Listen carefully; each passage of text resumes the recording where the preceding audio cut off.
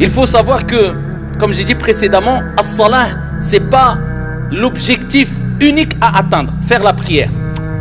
C'est de vérifier si notre intention est bonne avant d'appliquer l'acte d'adoration et à titre d'exemple la prière.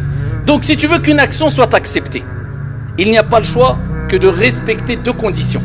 Si tu ne respectes pas ces deux conditions, ton action est rejetée, ne sert à rien. Et là je parle dans un domaine spirituel, religieux bien sûr. La première des conditions, c'est ce qu'il y a de plus difficile à acquérir en islam. Certains pieux, parmi ceux qui nous ont précédés, disaient ce qui est le plus facile, c'est les actes d'adoration. Pour eux, c'était facile de faire le jeûne. Vous savez que pour eux, les grands hommes parmi les compagnons et ceux qui les ont suivis, c'était très facile pour eux de faire la prière de la nuit, surérogatoire, ce qui est difficile pour nous aujourd'hui. Les jeûnes surérogatoires, mais c'était très facile pour eux. Ils avaient une grande facilité.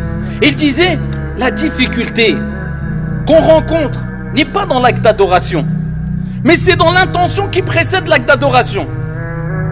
C'est pour ça certains d'entre eux disaient, Wallahi, si j'étais sûr que Dieu n'avait accepté que 2 unités de prière quand je les ai accomplies, parce que j'étais vraiment sincère, j'aurais souhaité mourir sur le champ pour rencontrer Dieu avec au moins cette action qui est sincère.